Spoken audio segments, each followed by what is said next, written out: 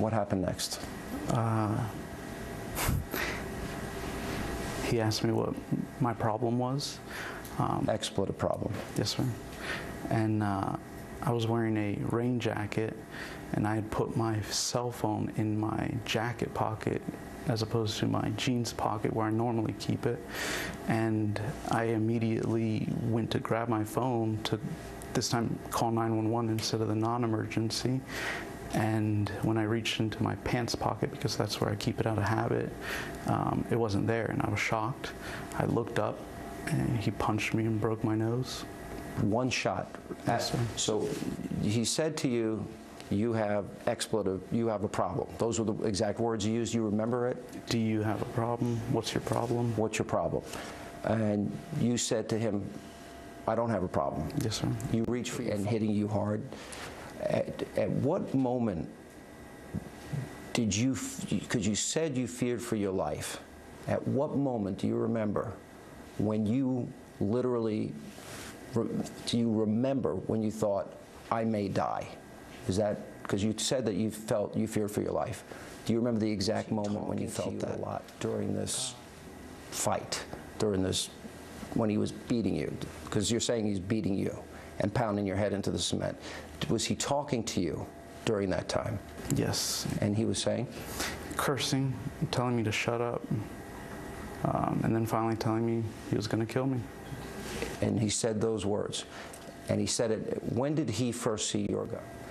We heard the screams on the one recording from a neighbor that was calling the police, and there's been some dispute whose voice that is.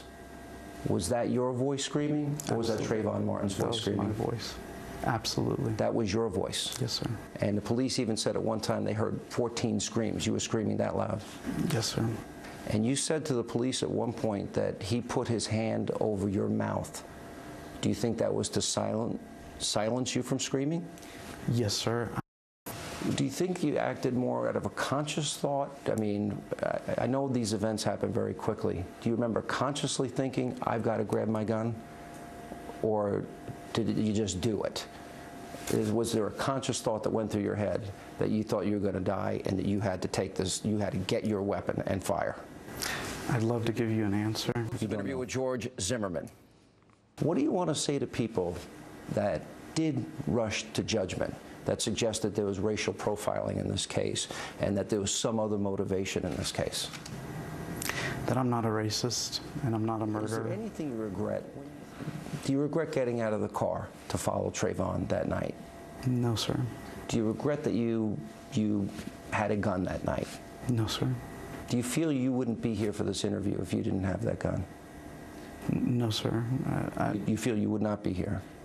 I feel that it was all God's plan, and for me to second guess it or judge it.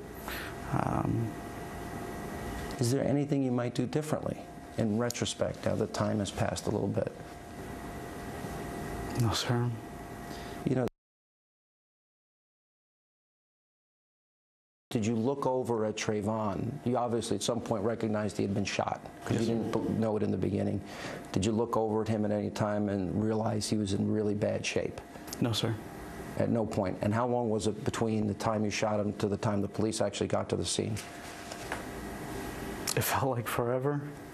I'd say 15 to 30 seconds. It was that quick? Yes, sir. Immediate. So in other words, they had already been on their way and they were there within 15, 30 seconds. What do you make of all the national media attention in this case? There are crimes that happen every day. The nation is focused on your case. Why do you think that is, and what do you make of it? And what does it mean to you? It's surreal. I don't like that they've rushed to judgment the way they have. I feel that anytime they have a story that's remotely positive, they interpret it negatively. You, by the way, we did have conversations. You and I was asking you about the case. Yes, sir. I was asking you for an interview. Yes, sir.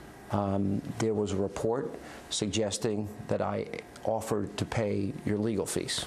Never happened. Never happened. No, sir. And just for the record, You've been offered nothing to do this interview. Not a thing. And what we talked about specifically was about your case, and only about your case, and that's it. And I was asking you for an interview. You had told me that you were alone in a hotel room, hadn't talked to your family in weeks. You were armed, didn't have an attorney at that point, and that was leading up to your arrest. Yes, sir. You remember that moment? Yes, sir. Where were you mentally then? Because when I was talking to you, I was concerned. So was I. I was at a position where I was talking to daily to one state police officer that had legitimate concerns for my safety. My wife, I asked her to stay in Florida. I was out of state. I told her. You stayed out of contact. You were afraid to even bring your dad, and he had recently been sick. Yes, sir. He had had a heart attack about 2 weeks prior to the incident. But I asked my wife to stay in Florida and continue her nursing education. She was about a week away from finishing when I drove to Jacksonville and turned myself in. There was a bounty put on your head by the new Black Panther Party, wanted dead or alive. Yes, sir. Nobody's been arrested. Yes, sir. Do you feel your life is in jeopardy? Yes, sir. By the Black Panther Party? Amongst others, yes, sir. And you've had multiple death threats. Yes, sir. You know, look at what happened in this case because it became so public. Spike Lee is tweeting out what he thinks is your home address. The Reverend Al Sharpton and NBC News, you know, tries to use this case to bring up the issue of racial profiling. What do you say to Spike Lee, who didn't know the facts of the case, that hadn't been revealed? What do you say to Al Sharpton and those that rushed to judgment? What do you think their motives were?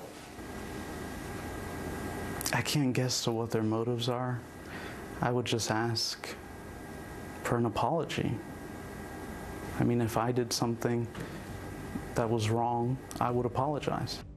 And now the conclusion of my interview with George Zimmerman. You had called police on at least 4 prior occasions and had mentioned black male suspects. I wanted to give you a chance to respond. Why you called? What were those instances about? They also stated that, and I never volunteered that information. It was always at their request that I described them, and even when I described them, I didn't volunteer the race until they asked me. And there was also Hispanic kids and white kids that were in the neighborhood. That you made calls about? Yes, sir. There was an incident that I read, is this true, where you took on the local police department as it related to another case where there was, I understand, I think it was a homeless man? Yes, sir. That had been beaten up? Yes, sir. And the police were under fire? Yes, sir. And you came out publicly in favor of the person that was beaten up? My wife and I saw that the story wasn't getting media coverage. There was one TV station that aired it, and it was not subject to interpretation. It was caught on video, and my wife and I, students and myself working full-time, decided that we had to try and do something. We drove around to churches on Sunday, put flyers on people's cars, most of the time approached people, handing out flyers, and we... Is this person a minority? Yes, sir. And you felt was mistreated by the local police? Yes, sir. You took, what, as many as 2-3 lie detector tests, voice? Computerized voice. Computerized voice? Yes, sir. And the result was, quote, no deception indicated.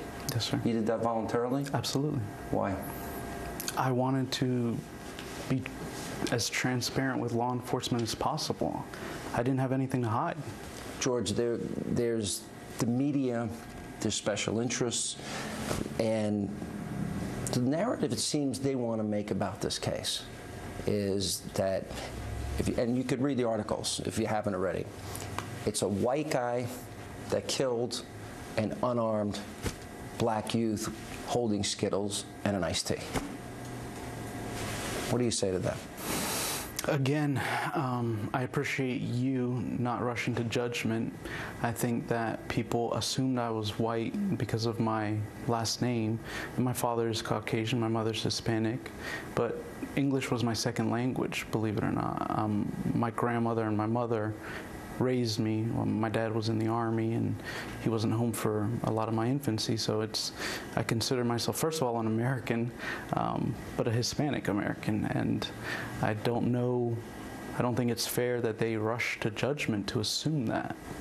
Do you feel the overwhelming majority of media rush to judgment? Yes. With few exceptions? Yes. I asked you if you could speak to Trayvon Martin's family. I asked you if you could speak to even the American public. There's so many people that have so many opinions that vary so much. You know, if you wanted to look into that camera and tell the American public something about George Zimmerman and about this case with Trayvon Martin that has gotten such media attention, what would you want to tell them? First, I'd like to readdress your question when you asked if I would have done anything differently. When you asked that, I thought you were referring to if I would not have talked to the police, if I would have maybe got an attorney, if I wouldn't have taken the CVSA, and that I stand by. I would not have done anything differently. But I do wish that there was something, anything I could have done that wouldn't have put me in the position where I had to take his life. And I do want to tell everyone, my wife, my family, my parents, my grandmother, the Martins, the city of Sanford, and America, that I'm sorry that this happened. I hate to think that because of this incident, because of my actions, it's polarized and divided America, and I'm truly sorry.